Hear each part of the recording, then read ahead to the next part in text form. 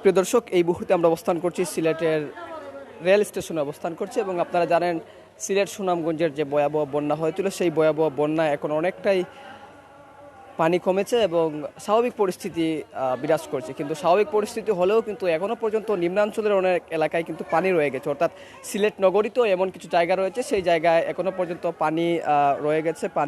পানি থাকার কারণে কিন্তু বানবাসী মানুষের দুর্ভোগ বাড়ছে। এরই মধ্যে দক্ষিণ সুরমার মোমেনকোলা এলাকার কিছু এলাকায় এখনও পর্যন্ত কিন্তু পানি রয়ে গেছে। তারা এই মোমেনকোলার বেশ কয়েকটি কলোনির বাসিন্দারা কিন্তু এখনও পর্যন্ত সিলেট রেল স্টেশনে অবস্থান করছেন এবং আপনারা জানেন আগামীকাল অর্থাৎ একদিন পরেই কিন্তু পবিত্র ঈদ উল আজহা উদযাপিত হবে এবং এই পবিত্র ঈদ উল আজহায় কিন্তু সারা দেশের মুসলমান এবংদের মতো সিলেটবাসীও কিন্তু পবিত্র ঈদ উল আজহায় ঈদ উদযাপন করবেন এবং যদিও ঈদ উদযাপন করবেন কিন্তু এই যে পবিত্র ঈদ উল আজহা রয়েছে কিন্তু এই পবিত্র ঈদ উল আজহায় কিন্তু বানবাসী মানুষের দুর্ভোগ দুর্দশা কিন্তু ক্রমেই বেড়েই চলছে। আমরা এমন কিছু দৃশ্য আপনাদেরকে দেখানোর চেষ্টা করছি, যেহেতু পুরো দেশের মানুষ যখন পবিত্র ঈদ উল আজহার উদযাপনের প্রস্তুতি নিচ্ছে, ঠিক সেই মুহূর্তে কিন্তু সিলেট রেল স্টেশনে এই বানবাসী মানুষদের ঈদ কিন্তু প্রস্তুতি নিচ্ছেন এই জায়গায় করার জন্য। একটু কথা বলবো আপনার সঙ্গে, আপনার বাসা কোন জায়গায় এবং এখনো পর্যন্ত আপনাদের পানি রয়ে গেছে কিনা জানাবেন।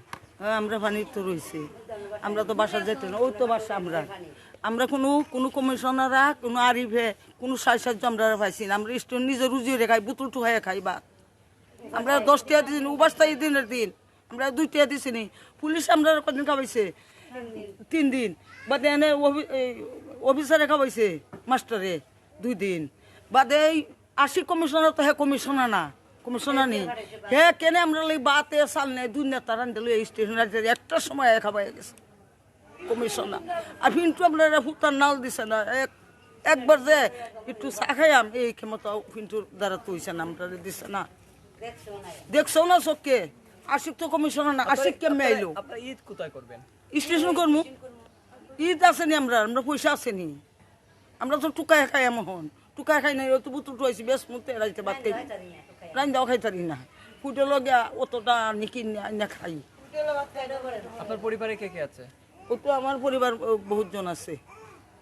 কতজন আছে যদি বলেন? এন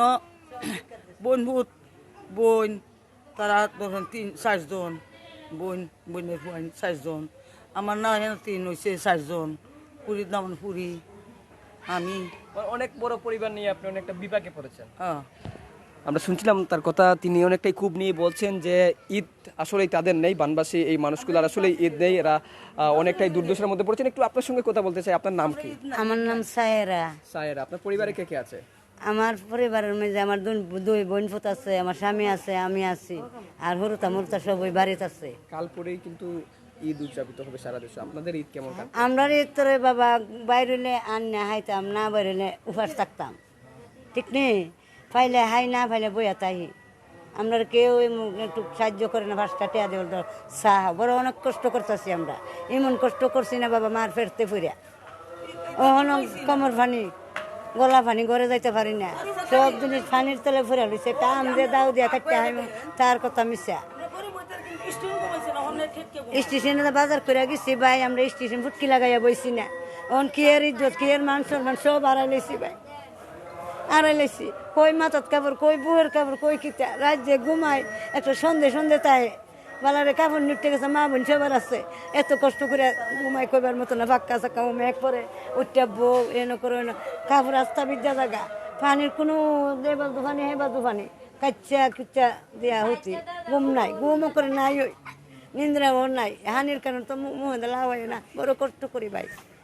কেউ যদি আমরা 50টা টাকা দিয়ে যদি সাহায্য করবো তো একটা করলে না লাখ পাইছি। এই বাই মুহে যায়, বাই মুহে হাই কিতা হইতে কিন্তু ভানসু বাড়ির একটু বেশি হাই, ভাতও না চাও না কিচ্ছু না, এতটুকু কষ্ট করি। আমরা সিলেটের বুড়ার ওই একদম মরতাছি, দেশের বাড়িতে বুড় দিতাম, গৌরে দুয়ার হগলতা পাইতাম, জানেন তো আপনারা অনেক কষ্ট হয়ে গেছে আমরা, এমন কষ্ট মার ফেরতে হ্যাঁ ছায়া হাইলো ভাই, এত কষ্ট করছি না, অনেক কষ্ট করতেছি ভাই, চিনতে না হাইয়া চল ইতান তোরে বাড়িতে পাড়াই দিছি, কোনো ভাই তো বানি ওই।